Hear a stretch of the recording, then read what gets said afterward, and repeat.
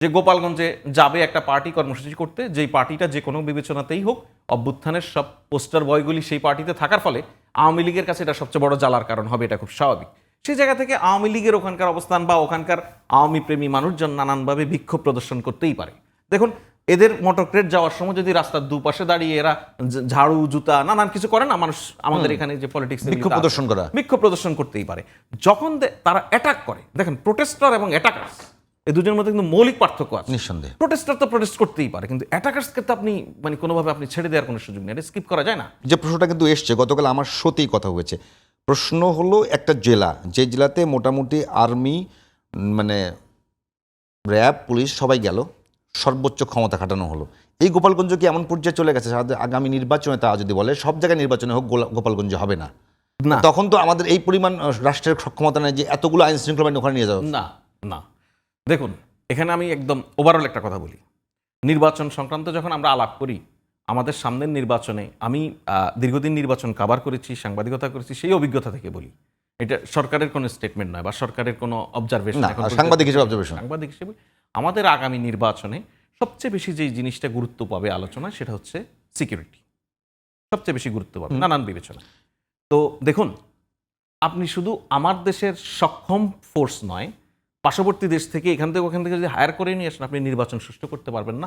Political পার্টিগুলি যদি নির্বাচন সুষ্ঠু হোক সেটা না চায়। আমাদের আগামী নির্বাচনে মেজর চ্যালেঞ্জেসগুলি কি? দলের কিছু কিছু দলের একাধিক প্রার্থী হয়তো চ্যালেঞ্জ হয়ে যেতে পারে নির্বাচনী নিরাপত্তার জন্য। আমাদের একটা বড় চ্যালেঞ্জের জায়গা হচ্ছে এই যে পতিত স্বৈরাচার আওয়ামী লীগ, এরা নানানভাবে আমার নানান জায়গায় নির্বাচনকে ভণ্ডুল করার নানান চেষ্টা করবে। সেই জায়গাটা গভর্নমেন্ট তার সর্বোচ্চ এফোর্ট দিয়ে তার ক্যাপাসিটি আছে ঠিক করবে। গোপালগঞ্জে তো এরকম নয় যে আওয়ামী লীগ ইলেকশন করতে দিবে না আর তাতে হবে না। গোপালগঞ্জে অন্যান্য পলিটিক্যাল পার্টি আছে না নিজেরা রেজিস্ট্যান্স তৈরি করার জন্য, বিএনপির ক্যান্ডিডেট থাকবে না, কালকে তো কাউকে দেখলাম না আমরা। না, সেটা অন্য আলাপ, সেটা একটা রাজনৈতিক কর্মসূচি। নির্বাচনে প্রত্যেকটা পার্টি অংশগ্রহণ করবে, সে প্রত্যেকটা পার্টির নিজ নিজ সক্ষমতা থাকবে। ভোটাররা যারা দীর্ঘদিন ভোট দেওয়া থেকে বঞ্চিত, সেই ভোটাররা রেজিস্ট্যান্স তৈরি করবে, কাউকে বাধা দিতে দিবে না। কারণ সে 16 বছর পরে একবার শান্তিতে তার নিজের চয়েস মতো ভোটটা দিতে পারবে। সেই নাগরিক তার নাগরিক অধিকার ভোটের মূল্যায়নের জায়গা থেকে গিয়ে ভোট দিবে, সে কারো বাধা মানবে না, সে উপেক্ষা করবে।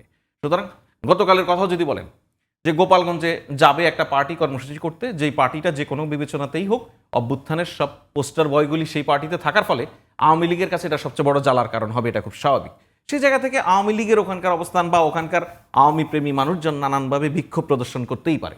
দেখুন, এদের মোটরক্রেট যাওয়ার সময় যদি রাস্তার দুপাশে দাঁড়িয়ে এরা ঝাড়ু জুতা নানান কিছু করে না, মানুষ আমাদের এখানে যে পলিটিক্স বিক্ষোভ প্রদর্শন করতেই পারে। যখন তারা অ্যাটাক করে, দেখেন প্রোটেস্টার এবং অ্যাটাকার্স এই দুজনের মধ্যে কিন্তু মৌলিক পার্থক্য আছে। নিঃসন্দেহে প্রোটেস্টার তো প্রোটেস্ট করতেই পারে, কিন্তু অ্যাটাকার্সকে তো আপনি কোনোভাবে আপনি ছেড়ে দেওয়ার কোনো সুযোগ নেই, এটা স্কিপ করা যায় না। সে তো অ্যাটাক করছে তাকে হত্যার উদ্দেশ্যে, তাকে আহত করার উদ্দেশ্যে, সুতরাং ওইটা প্রিভেন্ট করতেই হচ্ছে।